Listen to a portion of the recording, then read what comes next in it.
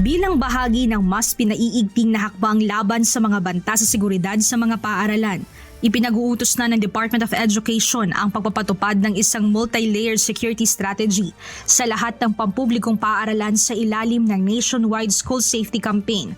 Sa pamamagitan nito, iniuutos sa mga public schools ang paggamit ng handheld metal detectors, pag-update ng emergency drills at pagpapalakas ng mga confidential reporting mechanism para sa bullying at iba pang mga insidente ng karahasan sa loob ng eskwelahan.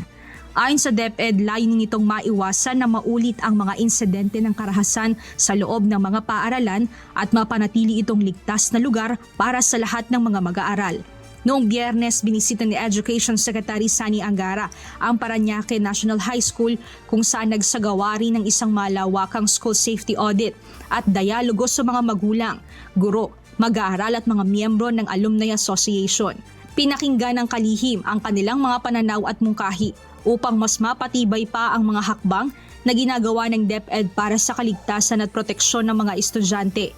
Tiniyak ng ahensya na nakikipagtulungan sila sa Philippine National Police at mga local government unit at mga parent-teacher association upang masiguro ang agaran at magkakaugnay na pagtugon sa mga isyu ng seguridad sa mga paaralan.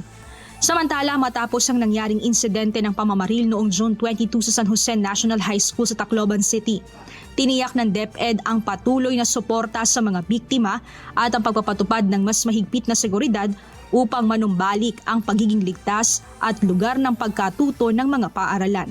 Mia Alonso, humahataw sa Balita Ngayon.